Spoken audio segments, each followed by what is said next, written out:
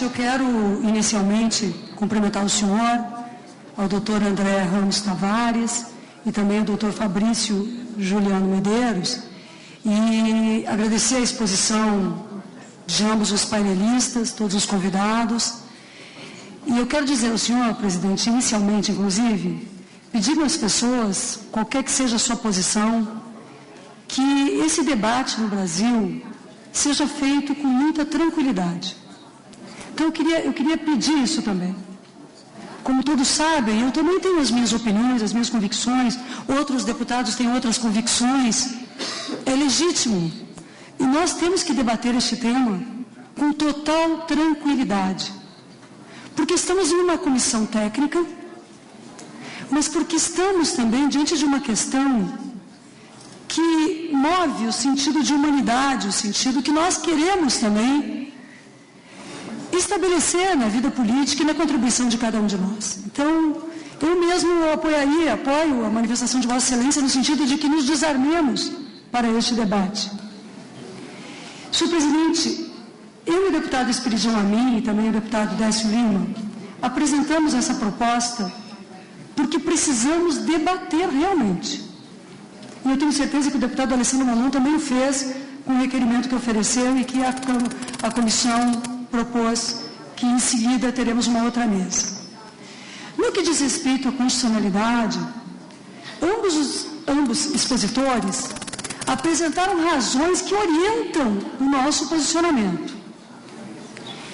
Senhor presidente, eu me filio, mas vou aqui pensando com os expositores a ideia de que as garantias individuais são aspectos tão essenciais na Constituição Nacional que o Constituinte quis preservá-las, remetendo, portanto, à alteração, justamente, como disse o Dr. Fabrício Medeiros, a novo processo constituinte, e não a um poder derivado. As garantias individuais, elas estão colocadas, em geral, como elementos dos direitos humanos, aquilo que favorece a vida humana, a condição humana e aquilo que pode prejudicá-la. Eu entendi assim, quando vi, por exemplo, nesta analogia que foi trazida pelo Dr. André, pelo Dr. Fabrício também, na ação direta de inconstitucionalidade número 939, na questão da anterioridade tributária, diante do artigo 150.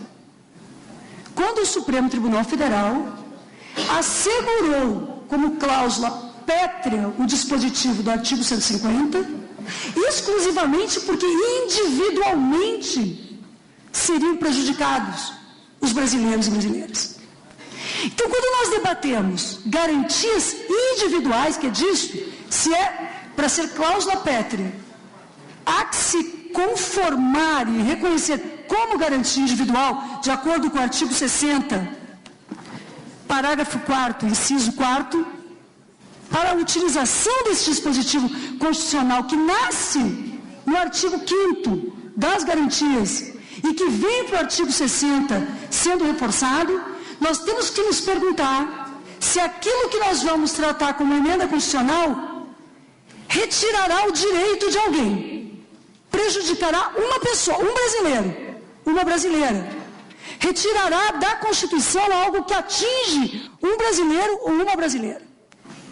E se é assim, se mais foi feito no STF, dizendo que matéria tributária pode prejudicar um indivíduo ou uma gama de indivíduos, como não compreender que a redução da maioridade penal e a flexibilização do artigo 228, que deu data e idade, que estabeleceu o Constituinte, 18 anos, quando disse, este Constituinte, e busco no texto constitucional, são penalmente inimputáveis os menores de 18 anos, sujeitos às normas da legislação especial. Como não compreender, então, não é nem matéria tributária, que matéria tributária é gravíssima, mas a matéria tributária é menor do que a privação de liberdade. A privação de liberdade está como algo maior do que tudo. Como a perspectiva só não é maior que a vida. A liberdade só não é maior que o bem da vida. Mas ela é maior que a dimensão tributária. Portanto, se o Supremo, se o Constituinte estruturou aqui, senhor presidente, a idade, como eu posso dizer que não estarei ferindo o núcleo da garantia individual do artigo 228 ao reduzir a imputabilidade penal, não apenas a partir dos 16 anos, mas como o nobre deputado Padre Couto pôde observar no seu relatório já apresentado, existe um projeto de lei que vão menos ainda, que vão aos 14 e aos 12 anos. Mesmo que fosse os 14, os 12, os 16 anos, todos estão em contradição com a garantia individual do artigo 228. Mas eu iria, talvez, um pouco além, se Vossa Excelência me permitisse, cuidando do meu tempo. O artigo 227, quando fala do dever da família, da sociedade e do Estado em assegurar, colocar a salvo contra toda forma de negligência, discriminação, exploração, violência, crueldade e opressão, as crianças e os adolescentes e os jovens, estabelece no parágrafo 3º o direito à proteção especial.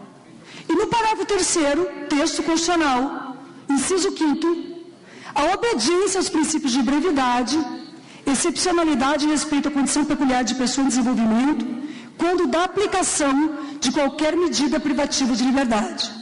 Ora, a flexibilização do artigo 228, com a redução da imputabilidade penal, leva a ferir centralmente o núcleo do artigo 227, porque nos retira a medida diferenciada privativa de liberdade e coloca estes adolescentes à mercê da legislação penal, pura e simplesmente. Portanto, nós estamos retirando a condição de adolescentes, nós estamos diminuindo direitos e garantias individuais. Senhor presidente, esses direitos não me pertencem, para que eu possa abrir mão deles. Esses direitos não pertencem a essa comissão, não pertencem a nenhum de nós. Esses direitos pertencem como garantias individuais constituídas na Constituição Federal aos adolescentes brasileiros. Nós não podemos abrir mão daquilo que não nos pertence. Não estamos autorizados, portanto. O debate é extremamente importante. Eu concluo, senhor presidente, ainda que não devêssemos tratar do mérito, jamais do mérito, dizendo que qualquer das nossas posições aqui é respeitável e digna. Nenhum dos colegas, qualquer posição que tenha em relação a este debate, tampouco os painelistas, estão dedicados a defender qualquer ato violento. Nenhum, jamais. Tampouco nós, parlamentares. O que nós temos que fazer é o que Vossa Excelência está garantindo aqui. Um debate ponderado, educado, adequado, para encontrarmos o melhor caminho possível, sensíveis às necessidades da sociedade, mas que não abram mão de direitos e garantias individuais pela porta que se estabelece, pois se abrirmos para um aspecto, estaremos diante da abertura possível de todos os demais aspectos e oferecendo instabilidade, quando uma Constituição tem que ser a lei que nos dê estabilidade na nação, que nos ofereça segurança a cada brasileiro e brasileira nos seus direitos, mas a todos nós, porque é o texto da liberdade, é o texto do Estado democrático de direito. E é por isso que eu me filio a essa posição e tive a alegria, ainda que as diferenças de opiniões existem entre a minha posição e a do deputado Amin, de estarmos em posições talvez distintas, mas os dois assinando o mesmo requerimento, porque assinarmos o mesmo requerimento é um símbolo de que podemos trabalhar juntos, mesmo com posições distintas, e buscar o bem comum que deve ser o objetivo da política.